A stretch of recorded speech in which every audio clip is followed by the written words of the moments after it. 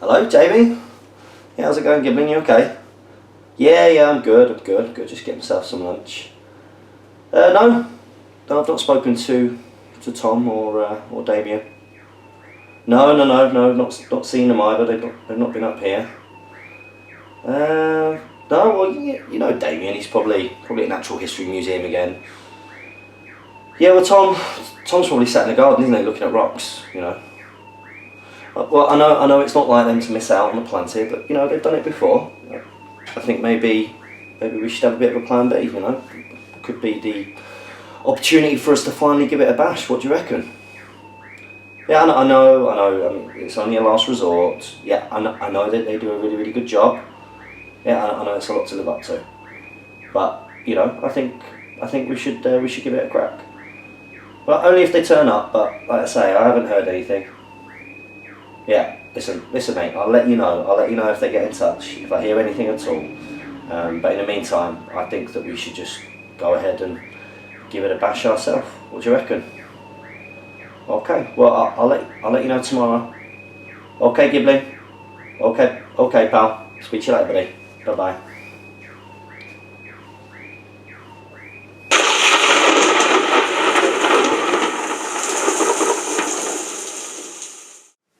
Welcome, Strategy Battle Gamers, to another GBHL YouTube channel video. You are here with your channel host, GBHL James. And GBHL Jamie.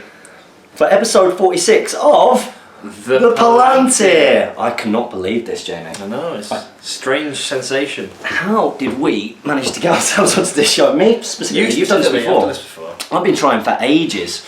I think when these guys have seen the sketch, they'll know how I managed to get on this show. You falling out of a window. You're finally going to do it. That's been my dream. That's been my dream of getting into Palantir for ages. Is just to be able to film myself falling out of a window. So this episode, weird reference for these guys. They won't know. It is a very weird reference. So this is episode 46 of the Palantir. Mm-hmm. Oh yes. Oh yes. Aha! That's what I was thinking they're going to break into when they do it. I don't know, like some kind of Alan Partridge thing. Aha! Aha! Steve! You'll probably hear us actually, Steve. So this is episode 46 of Palantir. This is a very weird experience. Having not done this show before. Never. Well, once. I'm a little bit nervous. Once, yeah. I'm a little bit nervous. So we've actually put together some notes for this. Now this is something that Jamie and I never do. I think the last time that we had notes for a video, when we first started, so we could read it. We used to balance them on the table number. Or Steve. Steve would just stand there holding them out in front. I remember that. The good old days. So they do a disclaimer at the start of the Palantir show, and that is that all of our views on this do not represent the views. They kind of do represent our views, to be honest. What we say on this do represent mine and yours views, but they do personal views, but not the views of the.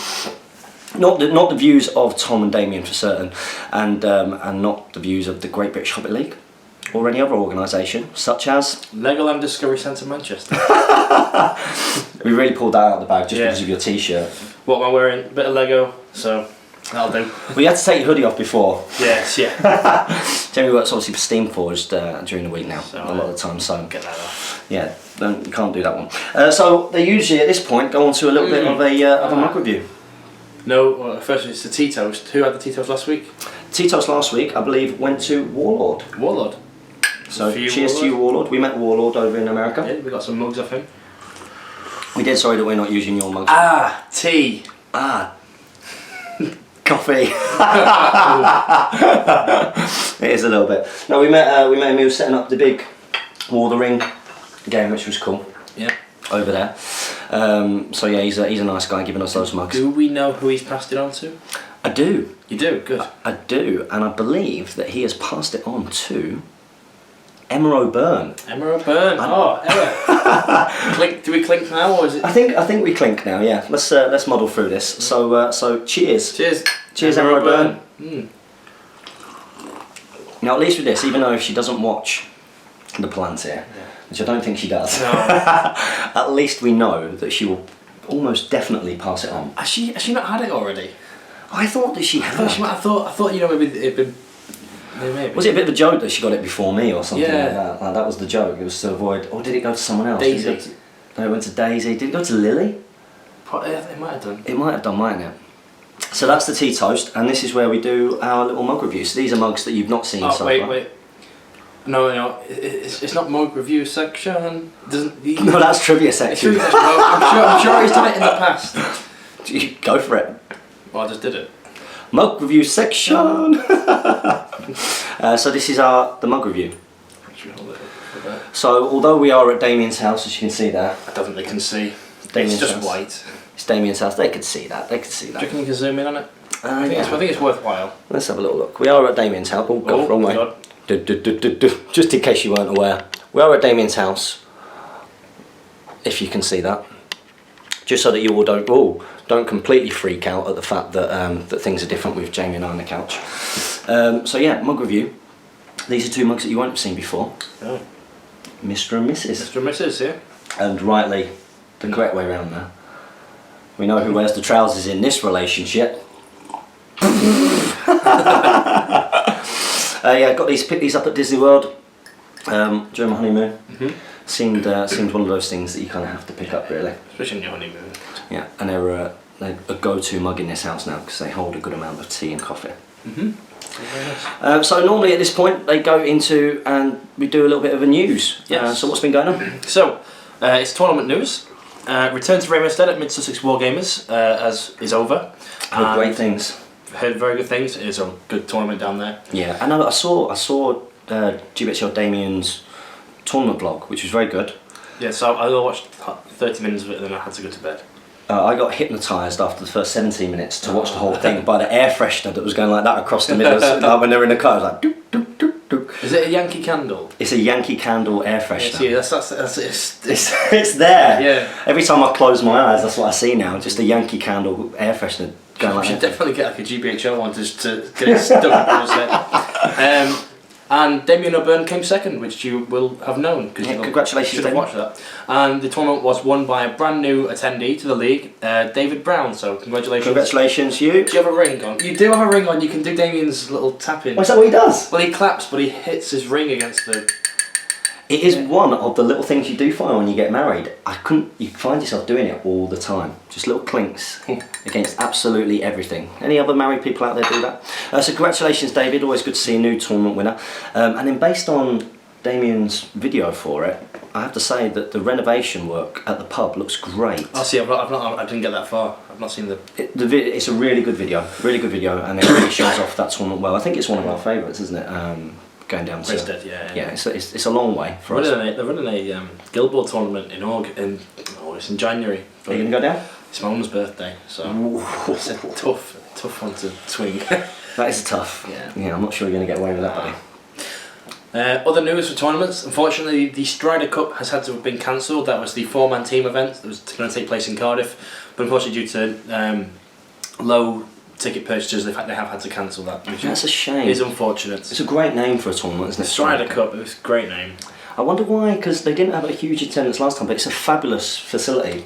Yeah, it's Firestorm Games, isn't it? Yeah. And I've seen the pictures of it. I've not been there myself, but from people at work who, weirdly enough, Firestorm, if things hadn't worked out with Element, that was where Steamforge were going to end up. Oh, really? Or plan to, yeah. Okay, but it's got the space, hasn't it? And yes. It's got great facilities. It looks fantastic. So a little bit of a shame that's not picked up. I know that they're planning to run some events next year. Yeah. So guys, they're doing the league opener or league finale, is it?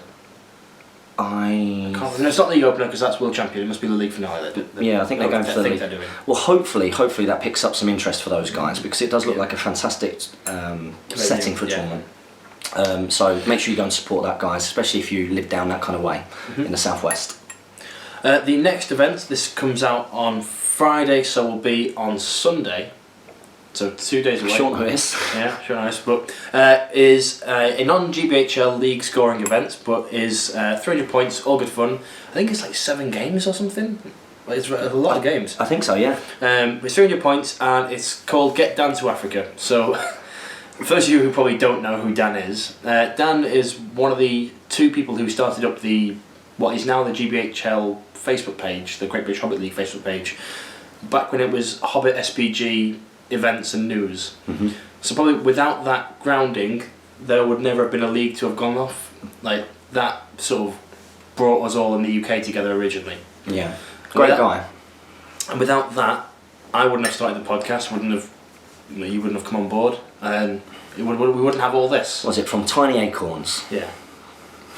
From large jokes or something like that. Yeah. From the little ripples. Yeah. From little ripples. From a tiny splash.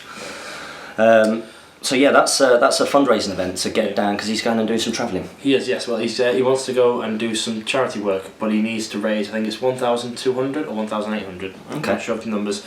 He's got 200 raised already, but all proceeds from this are going to him. So Slayer are looking to use the venue free of charge to help raise the charity. Fantastic. And as they are our channel sponsors, if you can spare any money for Dan, please do so. I'm going to trust you to put a link in the description below.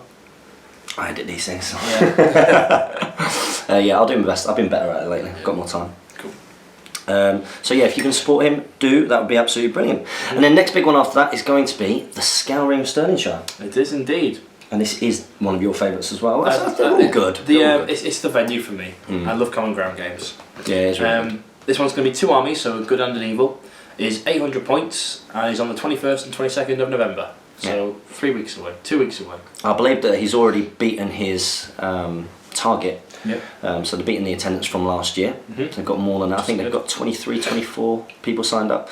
But if you've not signed up for it already and you are thinking about it, it's an absolutely outstanding event, and it's a good place to go and visit as well. Yeah. There's lots of history and stuff in the area. So if you want to make a weekend of that, get yourself down and see the guys from Stirling Wargamers. So that's the news, which brings us up to the bit that Jamie's been looking forward to saying. From as soon as you arrived. Trivia section! That's right, it's the trivia section. Now I have to say, from the notes taking point of view, I can sympathise a little bit with Tom Harrison, because that was the bit for me that took a while. And now remember, I am also relying on the fact that Tom Harrison gave me his correct answers. So if I'm wrong, it's not my fault. So last week, Damien asked a question. He put, how many Chronicles books by Weta have been released at the time of recording for The Hobbit? So the time of recording would have been last Tuesday. No, for The Hobbit? For the Hobbit movies. Okay. I'm sure it was for the Hobbit movies. Yeah, I don't know. I've got absolutely no idea.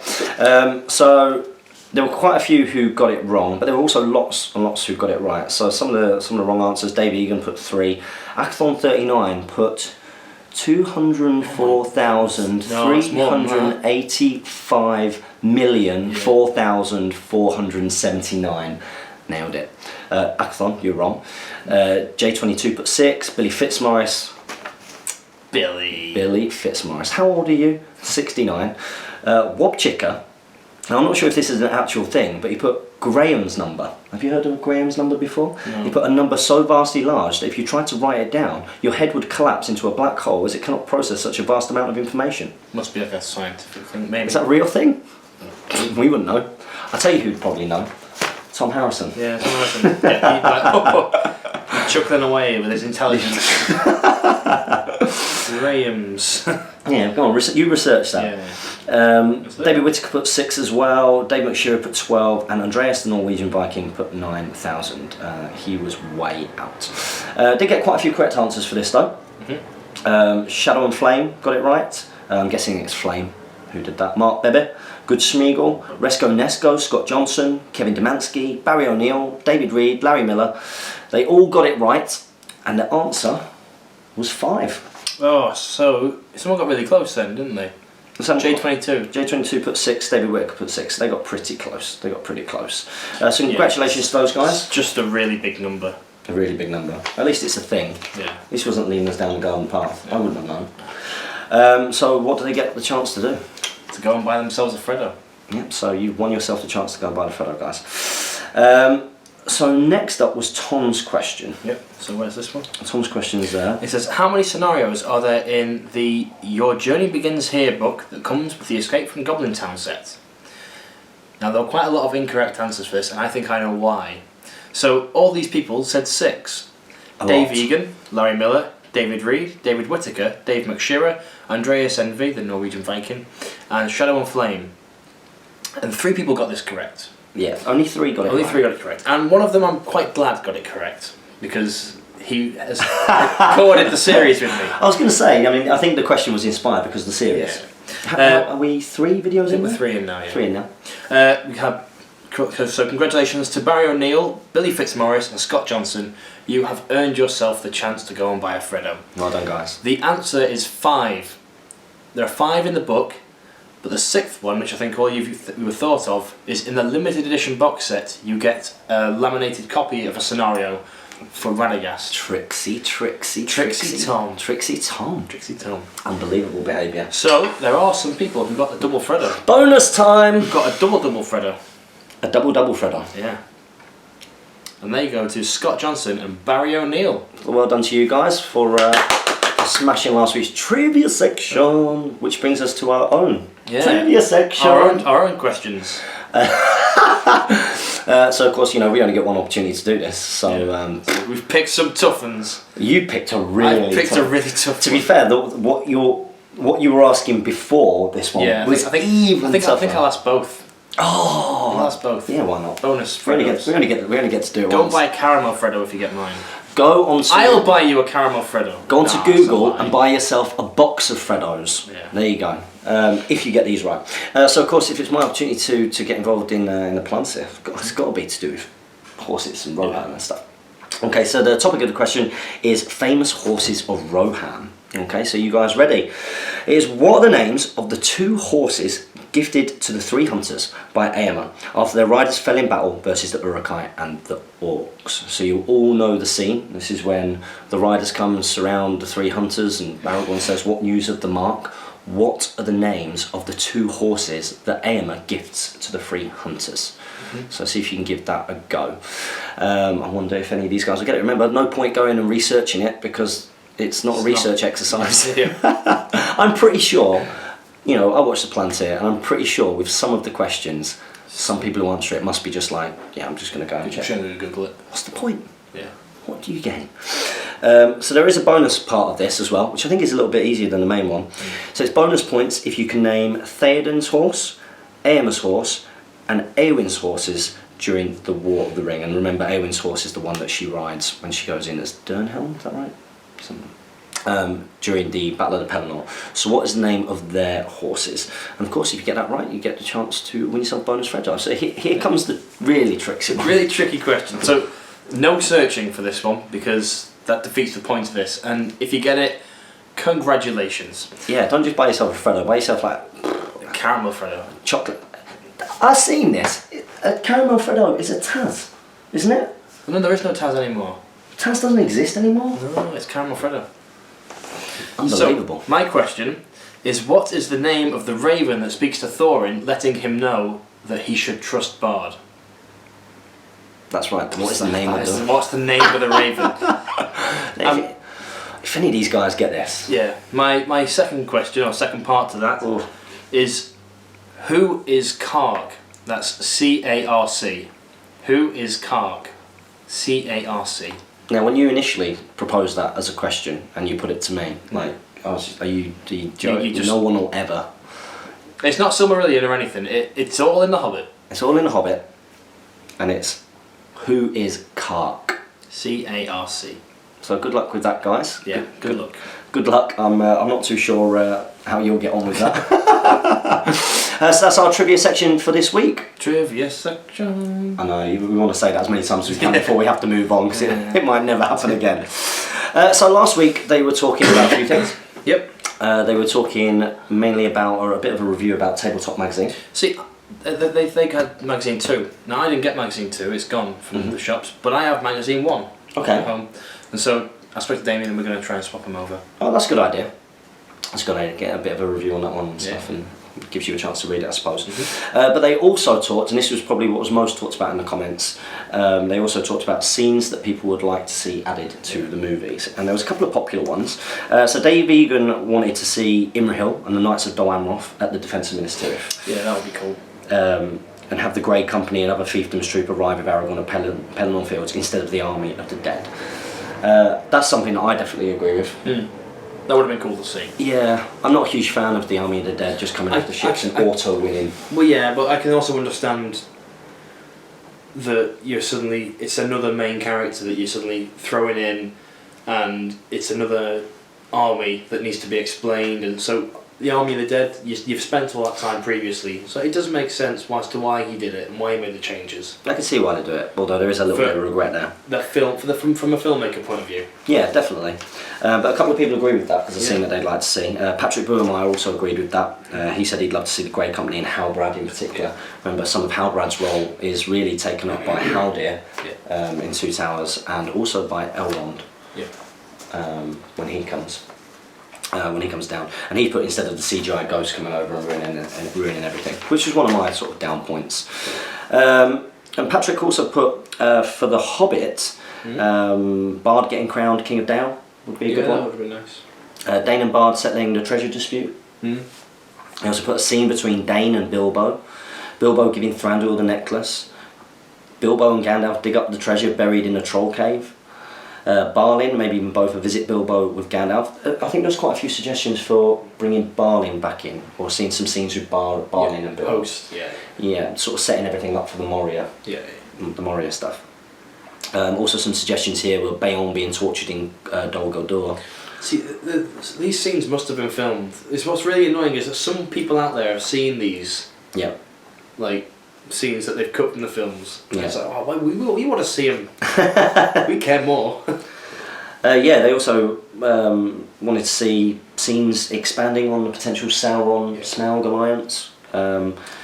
We were talking about this in work, was it yesterday? That for those who aren't, or haven't watched Lord of the Rings, or don't know what Angmar is, or what an alliance between Smaug and Sauron could do, the film isn't fantastic at explaining it. No. Because it says, why do they want to take back the mountain? So that they can stop the passage of Angmar.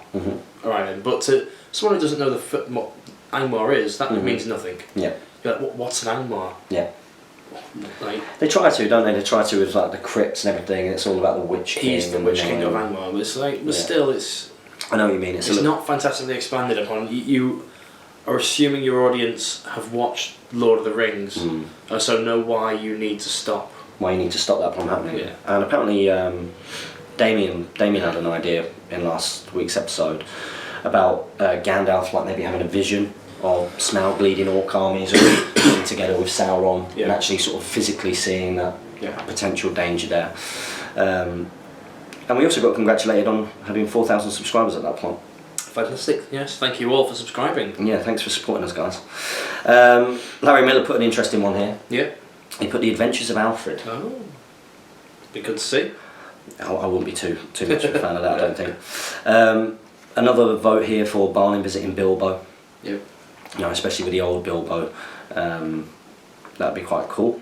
And some Balin in Moria. So yeah, lots and lots of suggestions for the whole Balin. Yeah, I would love to see a series with like Balin retaking Moria and then obviously falling at the end. Yeah, I think that'd be pretty cool. Sort of set things up for that, even if it was just like a bit of a fan movie or something. You know, like they did the Hunt for Gollum and stuff like that. That would be pretty cool, I think. Now, a really interesting one here, which might get a few giggles. We had J22, my doubles partner, and he put he would like to see an explanation as to why the Eagles couldn't just fly the Fellowship into Mordor. This would stop all those sixes to hit theories from film fans about why they didn't just do that in the first place. Yeah, so there's a lot of sort of commentary and jokes about why can't the Eagles do it, yeah. But then there also, it has sort of borne out of that counter arguments of why. Yeah. It's all out there on the internet. Another interesting suggestion was from Ray Jolson. He put how Thranduil got his dragon scars. Yeah, that would be cool to see, or to just a quick flashback. Yeah, that would be really cool. The whole sort of elves fighting the worms of the north. Yeah. And then Billy Fitzmaurice, he put a really interesting one. He thinks that the Hobbit trilogies need more Legolas. Ah, yes. I agree. Yeah. Not enough Legolas. Legolas should have replaced Bard and killed Smaug. I'm almost surprised He didn't. that they didn't do that. He should have been in Dol Guldur instead of the White Council to fight the Nine. Yeah. He killed Bolg. He definitely should have killed Azog as well. By default, he gave Thorin Orcrist. And then he put... He enabled. Yeah, he did. He enabled the death of Azog. He did. Now I've also heard theories as well about apparently like Viggo Mortensen was invited to come and be part of Yes, yeah, I heard this. and also guy plays Gimli, John Rhys Davies. John Rhys Davies. He was invited as well. And they were both very much like, no, the art's done. We can't see any kind of link. So Orlando Bloom definitely was like, ka-ching! Yeah, I'll do it. I'll do it. He was the only one who did. So Billy also put, how about Legolas going to Mordor and beating Sauron then and there? That way we can just ignore those pathetic first 3 movies. I think the last thing that people want to see after The Hobbit is more Legolas. I disagree.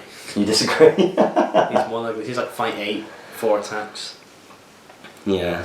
But that's the thing, you watch it, Legolas isn't enough for all the things that he does. He's not enough, and he's an even better profile. And then there was also something when I was scanning across for the comment review. Yep. It was host character profiles. Okay, I think you'll like this one from J22, although I think he's been deleted as a friend of mine after this. So J22 says, a good model for a base for GBHL hosts. Well, naturally, the majority of the Lake Town militia would be ideal, but for specifics, I think Fatty Bolger does James justice. I think Damrod isn't a bad shout for Damien, providing we trim the long hair down a fraction. I think Tom Bombadil is a good choice for Jamie, I'll take that. Whilst for Tom, Wood Elf Captain / Unarmoured Haldir could do a half decent job. Yeah, I think I could see Tom Bombadil as myself. Yeah, I can see a couple of them there. There's one of them in particular. Not Tom was an elf. Makes no sense. Absolutely not. Warlord says he can see Damien being the Fellowship Elrond. I can see that. Yep. A bit of Hugo weaving going on now. A little bit of the sort of slight receding, only slight. Wow, you can't say that. He won't mind. You know what I mean? Dark and elven looking. Yeah, so Damien's Fellowship Elrond. Tom as Rumil. Okay. Yeah. Me as a Wildman of Dunland with Sword. Yeah, it's been said before. Yeah. James as Two Towers Aomer. We like Warlord. This guy gave us a mob. We like this guy. Resco Nesco says, Damien, I'm thinking one of the new Elrons with a beard painted on, or maybe just go without the beard.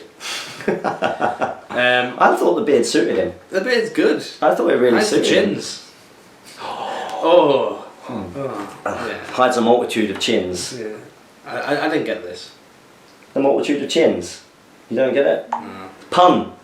Insert pun music now. This is what they do. I don't get the pun. No. It's gone well over my head. A multitude of chins instead of a multitude of sins. Oh, messed up. Unbelievable. For Tom, I'll go with Heroes of the West Legolas, obviously with some of the hair cut off. Yeah. Jamie, as you said, needs some Hobbit hair, and I think Frodo fits the bill the most. Yeah, it's a bit short though. Yeah. Better all this.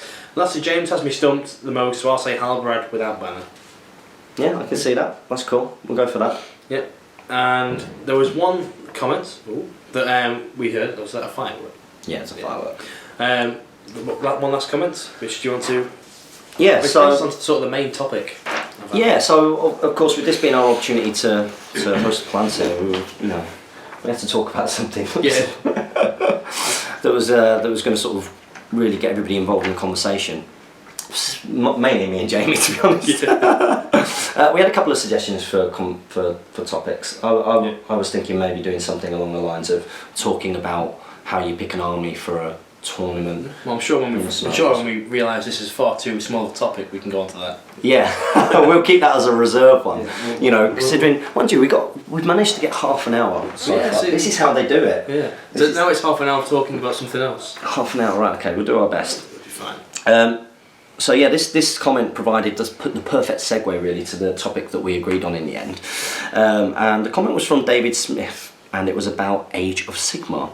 He said, I've been playing a lot of Age of Sigmar, and despite having no point system, you do get fun and a balanced game.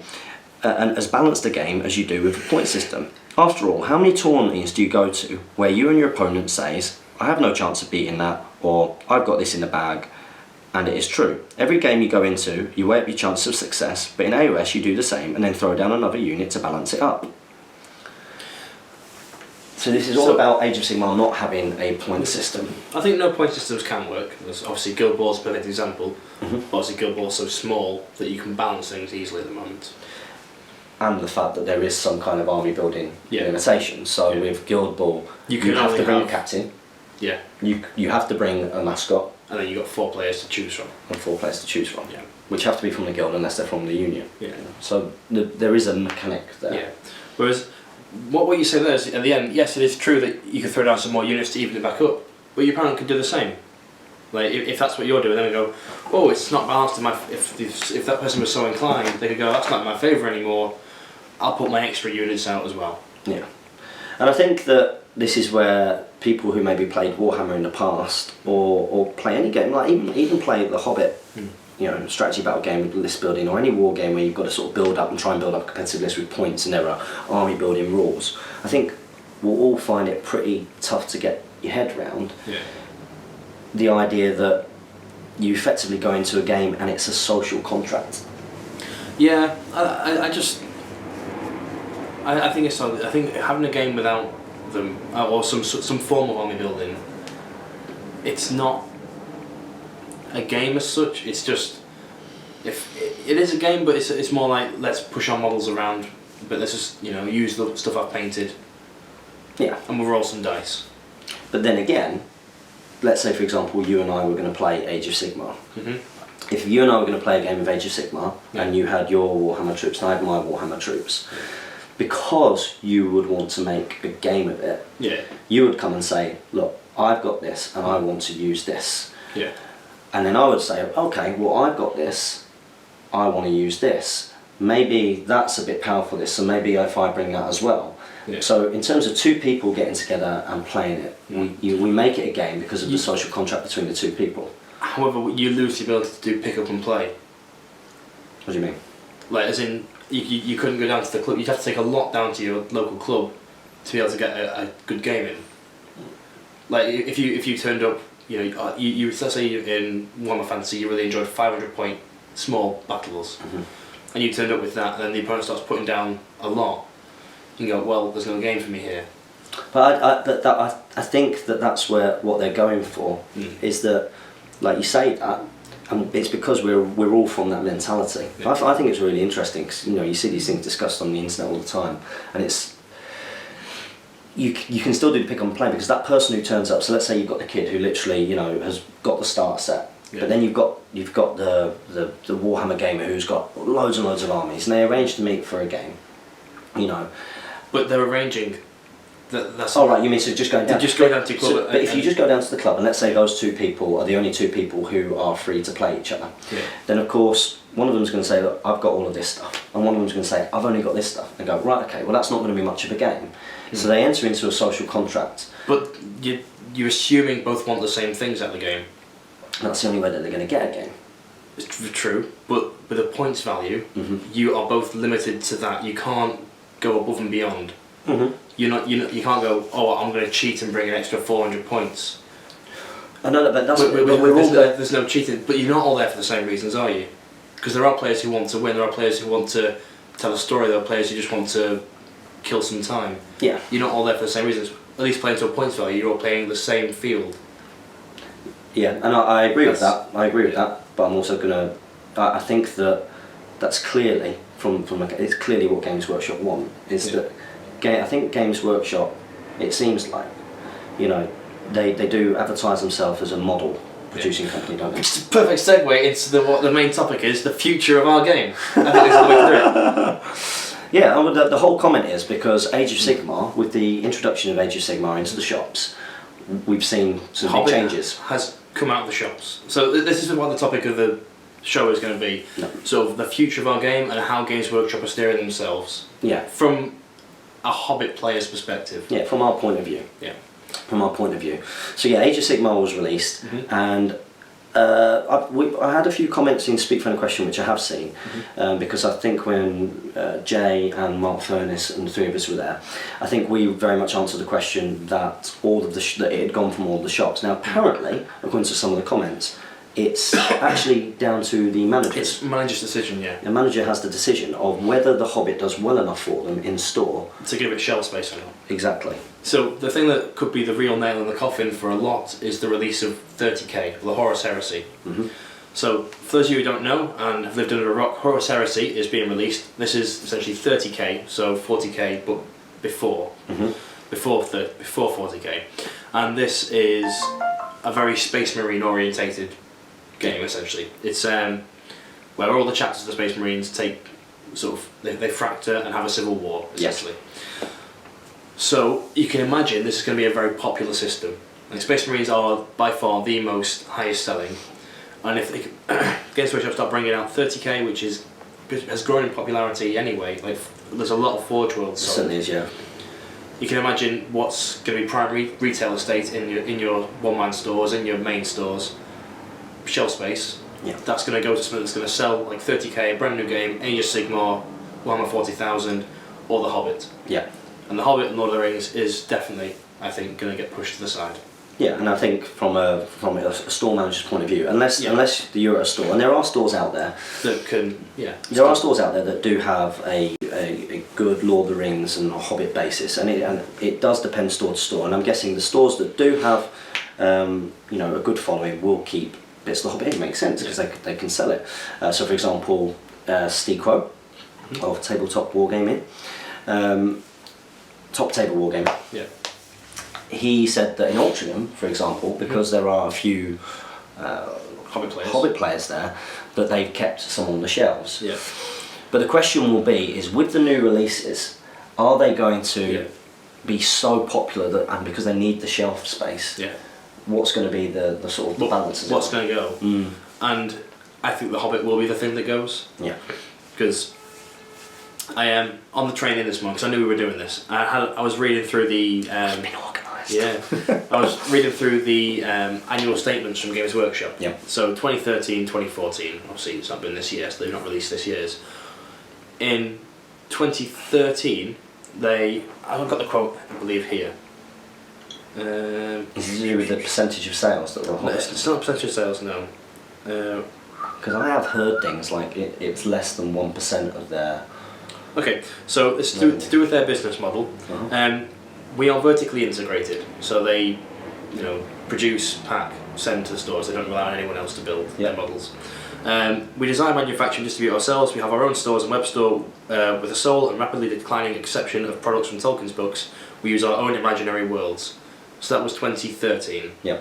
So with a sole exception from products from Tolkien's books, they use their own IP. It says rapidly declining in there, so you can assume in 2013 they want to sort of get rid of it, basically. Yeah. In 2014, there is no mention at all of Tolkien.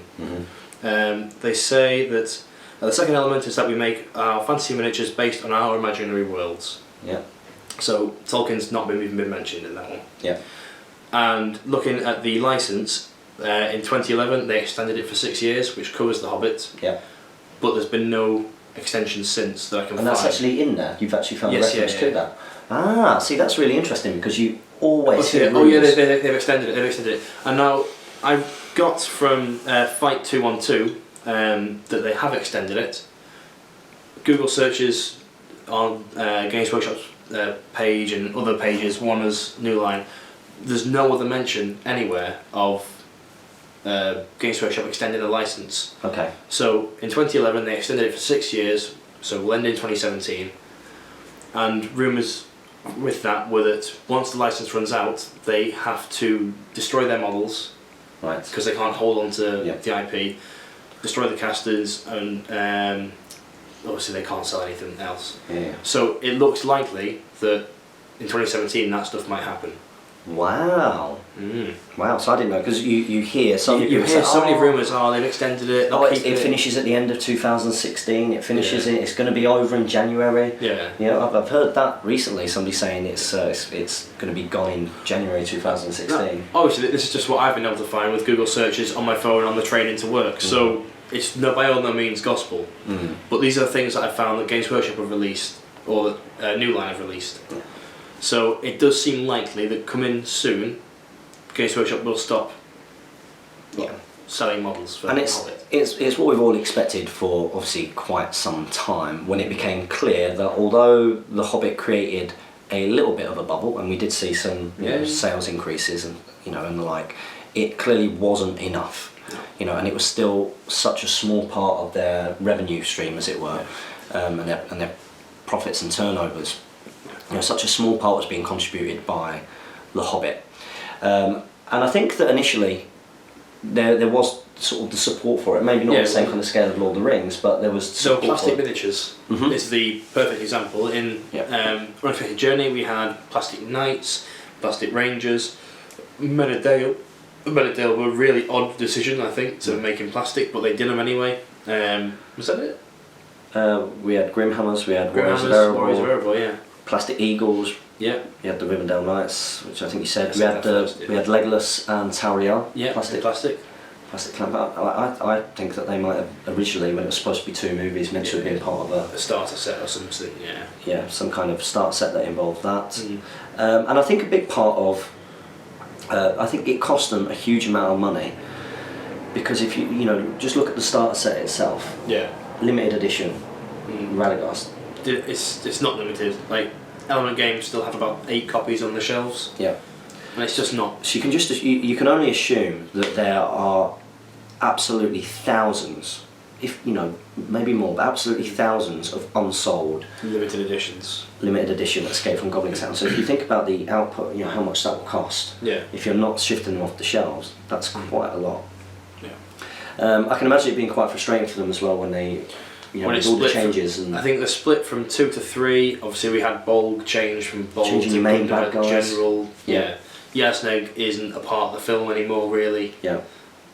All these characters that you've written rules for and scenarios designed around are just not there anymore. Like the sort of 11th hour changes of the films have probably really hampered Games Workshop's faith in building stuff for them. Yeah, and of course then they've got the cost of having to pay New Line, so your profit margins aren't going to be anywhere near as good. So if you're not selling loads like they ended up doing with Lord of the Rings, where I believe it was their second highest selling system for a long time. Outsold Fantasy for a long time. And that brings us on a little bit towards sort of fantasy, and that's why fantasy's gone, because it was such a small part. Apparently that sold less than Lord of the Rings for a long time, and was still less than 1% of their income. Yeah. Well, I can imagine it being so, because the two cannibalise each other a little bit. Yeah. Because you've got obviously fantasy, their fantasy, and Tolkien fantasy. Yeah. So you're going to have a crossover of interests. Which is also an interesting decision for 30k. Yes. Because it's like, it's obviously going to be popular, but surely 30k and 40k are going to cannibalise each other. Like the sales from 40k. They're also going to buy the 30k stuff, but will they stop buying 40k stuff as well?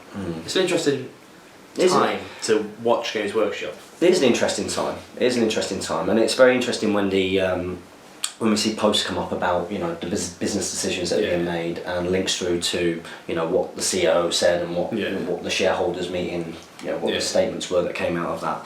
I think what they've been finding with 30k is that obviously with Forge World is that has been very, very popular.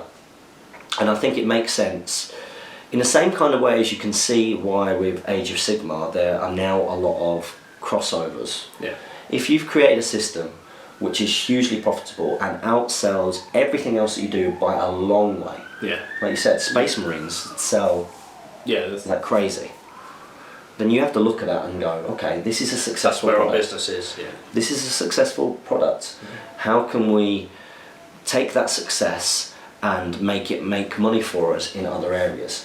So of course, how can you do that with Space Marines? Well, let's go back in time, let's start creating, and it seems like that with Age of Sigmar as well. So of course you've got the Sigmarines, as they're called, that clearly have. Clearly are very influenced by Space Marines and have that crossover of sales that 40k players might buy the Sigmarines just so they can use them in the 40k game. Yeah, superhuman sort of warriors led by effectively human gods. Human gods that descend from the sky, not in drop pods, but just in heavy armour. Yeah, you know. There are very close similarities there. There certainly are. So you can see why they would do that. So what kind of impact is that going to have on The Hobbit and Lord of the Rings? Well, clearly they're going to focus towards their own IP and probably leave, because there's nothing going to come out for The Hobbit or that world for a long time now, we assume. So it's going to get probably left behind. And you can see how important their IP is to them as well. Yes. Yeah. You know, you only have to look at the paint names when they were changed. You know, just so they can trademark them. So they can trademark them, and look at the name changes for the Warhammer races. But yes, they can trademark the names of their things, so it's not such generic names. Yeah. So what is it? The dwarves have become the Dwarden. Is it Dwarden? Yeah, Dwarden. Elves of. Elves. Elves. I think it's still elves. It's still elves with a put an A on the front. So yeah. Old English. Old English, yeah. And they've got other ones as well, haven't they? That they've. I'm not sure what they all are. But you can see how IP is. Yeah. Sort of ruled those kind of decisions. So what's it going to mean for us? Well, it is of course going to mean that you will no longer be able to, when it all runs out, go on to Games Workshop and buy. What I think we might see is, for me, when I first started playing Lord of the Rings, they still sold Necromunda, Mordheim and Blood Bowl models on the web store. And quite literally, one day you clicked on and they were gone. And it was just like, whoa, where's the Specialist Games tab gone? Yeah. And they were just lost forever. So I think when it happens, that's what's going to happen. It'll be as soon as the license runs out. It's just gone. Yeah, there'll be no sort of Lord of the Rings is going in a week. Make sure you buy up our models. They'll just go right. The license is gone. It's all over. Yeah. I think that's almost certainly going to be the case, isn't it? And when that happens, what do we expect to happen to the community? So no longer are you going to be getting new gamers who are going in to Games Workshop, seeing the game on the shelf and saying, okay, out of all these games here, I'm going to get that. So you're not going to get new gamers through that route. Just picking up through the stores, yeah. Through the stores. And obviously the guys in the stores won't be pushing that system onto them. Exactly. Now, the answer now is going to be very different than what the answer would have been a couple of years ago, I think, for a number of reasons. So what we've seen over the last couple of years is an absolute explosion of community-based activity that's not just been in the UK. No, it's happening all over. It's happening across the world. And you can see this activity. I mean, the forums were always reasonably popular, weren't they? They had lots of people on there who would then up dropping off the game.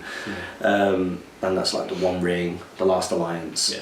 But then, of course, you had the Great British Hobbit League emerge, and various tournament organisers setting up tournaments there, and then obviously that being on the Facebook, and then the podcast.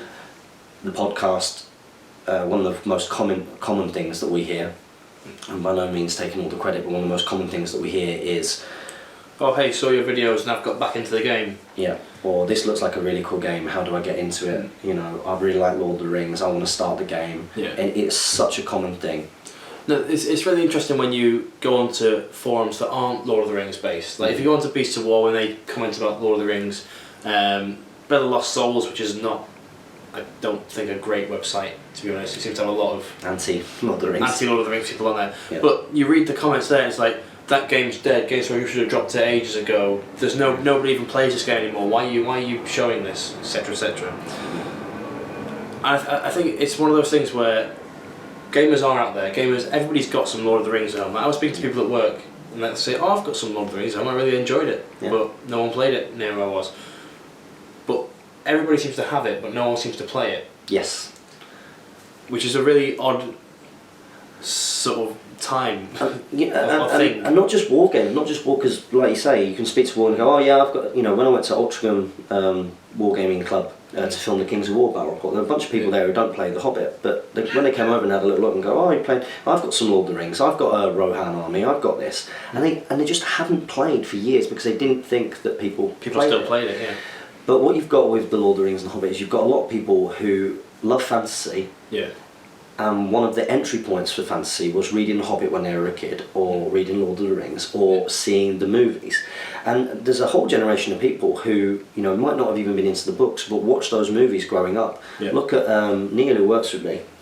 His girlfriend, she owned boxes of Warriors of Minas Tirith. Never had any intention to play the game or war game with them, but had them as a toy, as something to assemble. Yeah. So there are lots of miniatures that are out there, lots of people who know the game. Yeah. And I think the emergence of the YouTube, and now not just our YouTube, but these, you know, there are a lot of channels now.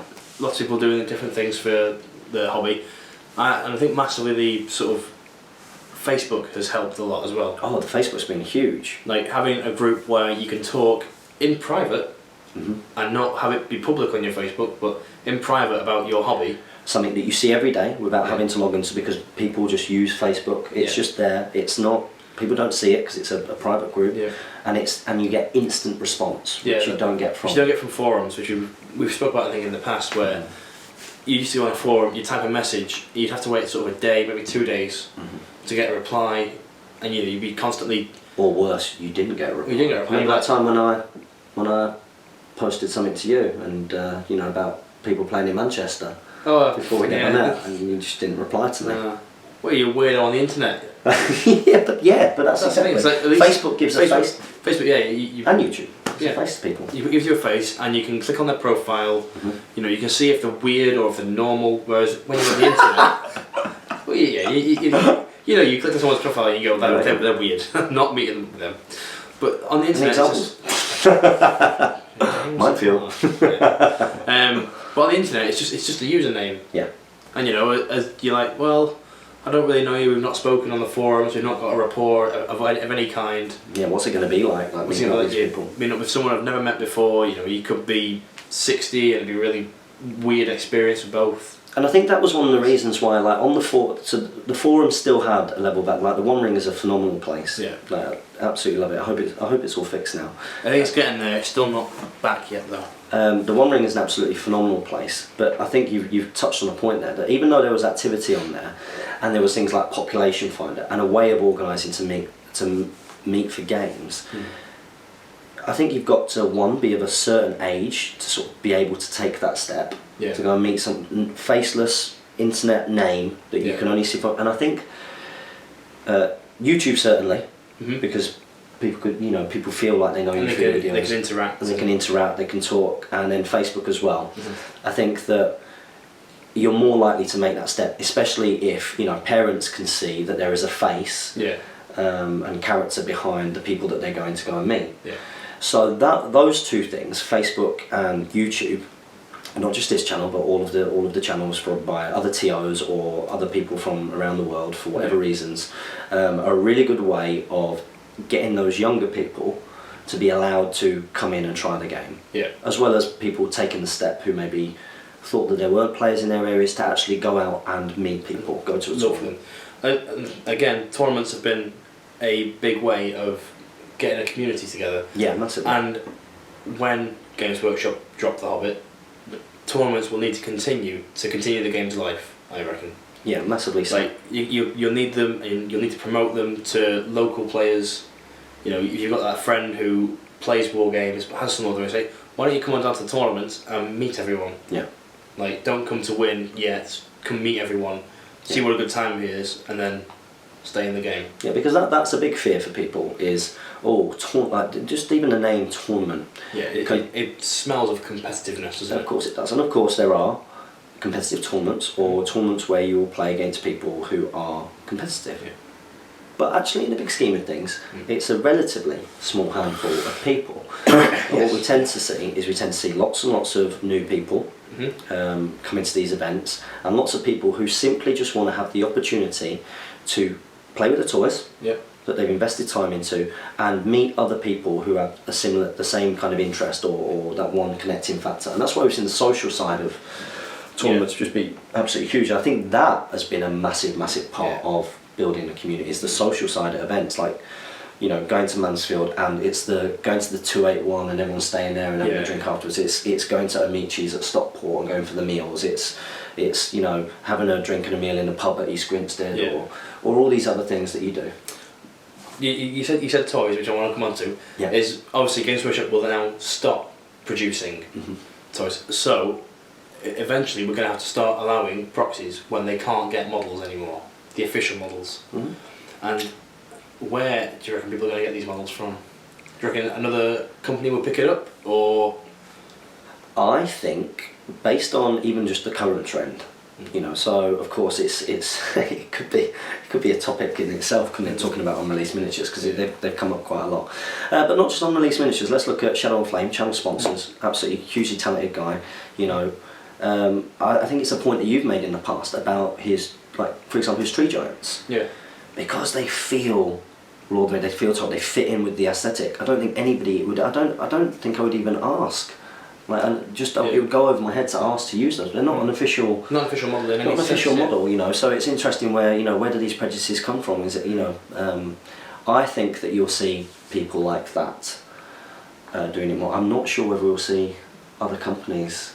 I don't think anyone else is going to pick up the brand. No. But it'll be interesting to see whether, you know, someone does fill that void and brings out sort of historicals that fit this scale and theme of Lord of the Rings, and look at the source material available and go, I can make a model for that, we can make models for that are usable in other games but also cross over quite nicely. Yeah, I know what you mean. Because you look at historicals at the moment, they're all just a little bit too big on the whole to fit into the Lord of the Rings scale. I think the only ones that aren't quite, I think the plastic Gripping Beast stuff is probably the closest thing to the closest, but it's not there, I'd say. I think bigger. I think, are they not slightly smaller in some ways? I don't know. I thought bigger. But yeah, I know that is an interesting thing. Like, where are the new miniatures going to come from? Now, of course, you know, with the game stopping, the best way is all, you know, eBay. There are lots and lots of miniatures available out there, especially plastics for old armies. There's loads of old Rohan riders and stuff. There's loads of warriors of Minas Tirith. There's loads of goblins and orcs, and you know, all these things are available on eBay and trade groups. Yeah. See, there's something I wanted to bring up with the model thing, is that Blood Bowl has this very same problem, that if you want the original teams, you pay a lot for them, which is probably what will happen with Lord of the Rings. Is that if you want the original models, you have to pay for them, like quite a lot. However, lots of companies have made, you know, generic orc football team where you can go and buy them. So I think it is will other companies do that for Lord of the Rings? Very interesting. Now, I think the thing which makes it tough for Lord of the Rings is because it's not just sort of a Games Workshop IP issue. It's a New Line issue and a Tolkien issue as well. So you've got lots of different people with vested interest in protecting the intellectual property. So if someone steps in and does that, they have to be incredibly vague, especially with appearance, which is my one sort of worry at the moment for unreleased miniatures. Is, you know, these are likenesses of the movies, like big time. So even with Games Workshop's not bothered, are New Line going to have an issue because you're using their vision, their intellectual property? So I think because it's protected, I mean, you know, you can get generic elves, and you can get generic dwarves, you know, from loads of different companies, because, you know, Tolkien-esque fantasy is the fantasy, as it were. It's the kind of original. So most things are based off, you know, there are orcs, there are goblins, and it's just whether. Do you think it'll come down to individual TOs still, or do you think it'll be more of an overriding? I think eventually you won't be able to resist it anymore. You'll just have to allow suitable proxies. Like, there won't be any way of going, this event is, you know, original models only, because you'll exclude so many potential people. See, it's really interesting because I had a conversation with the German guys from HTL. The main guy is I feel really bad. Anyway, I was chatting to the main guy from the Hobbit Tabletop League from Germany. He's going to be coming to Manchester event next October, and we were talking about it. And the German position is very, very different to what the UK position, sort of from the scene point of view, is that over here we're very kind of, would you say federal with it?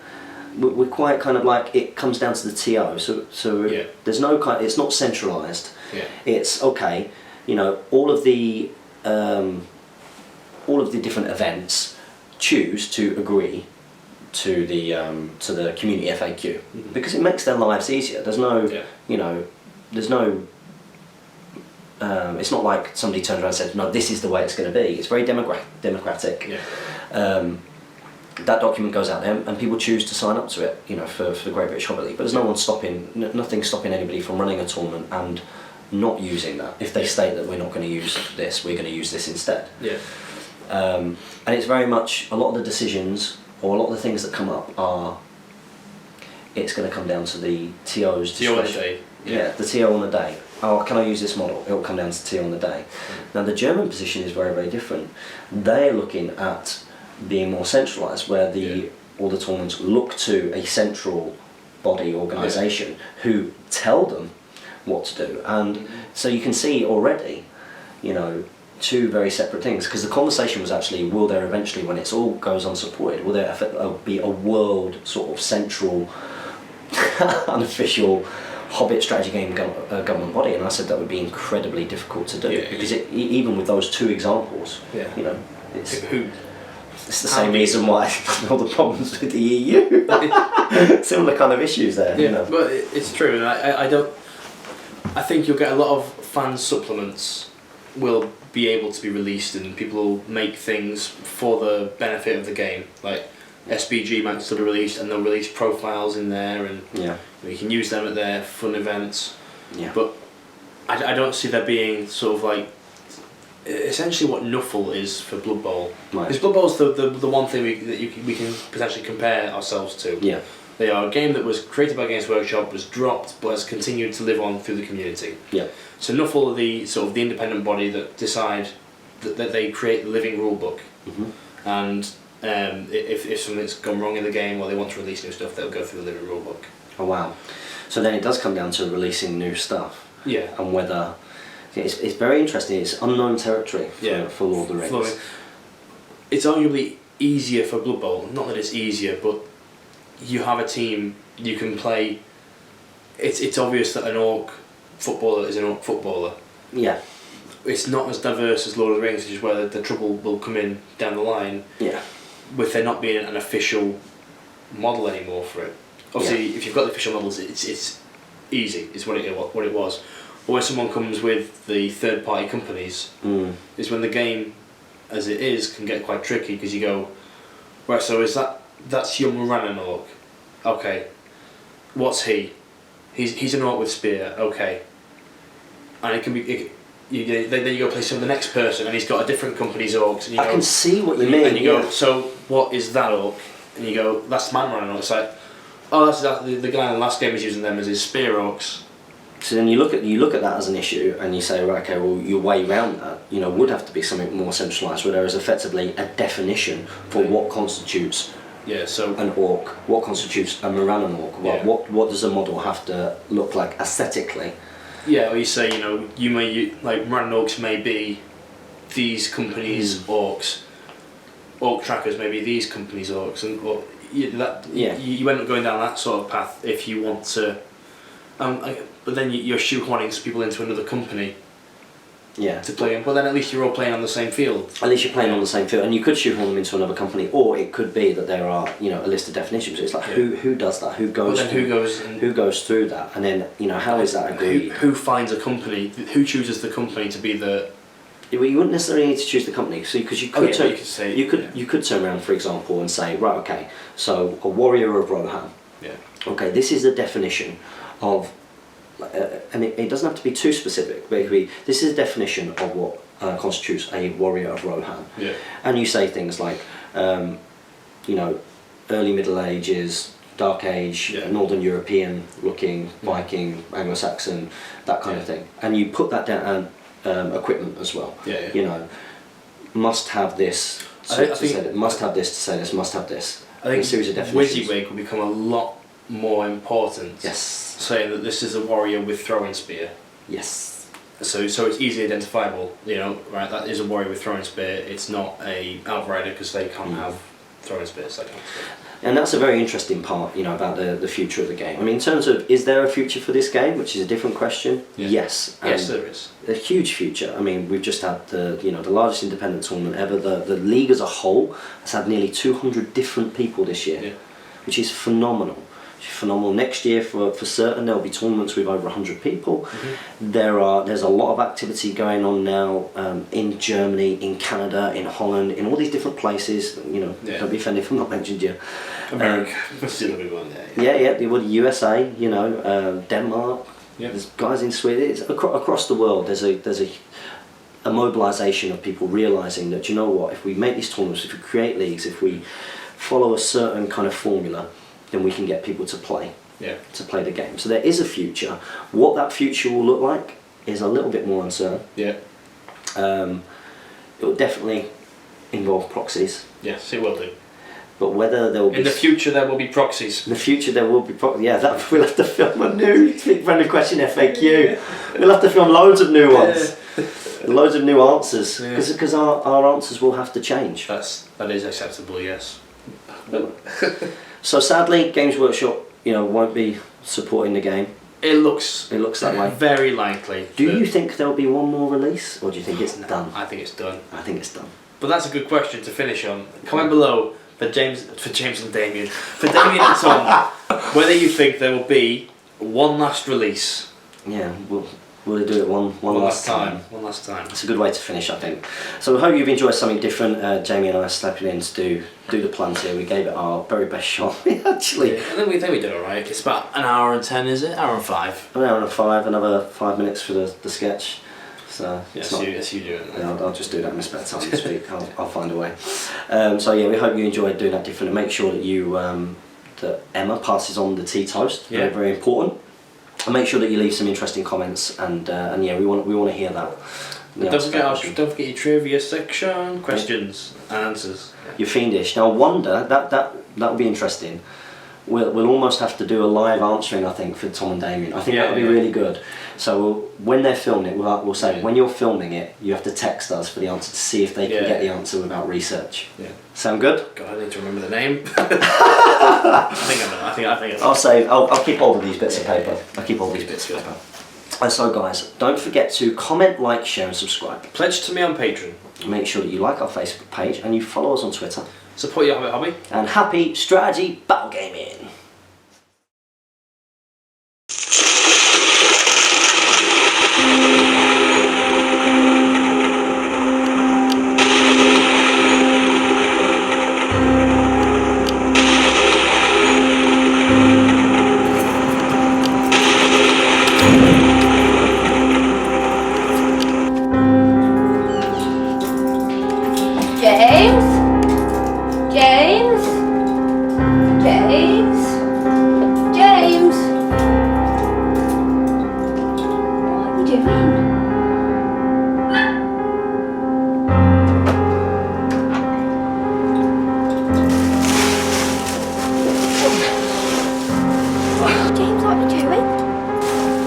Back.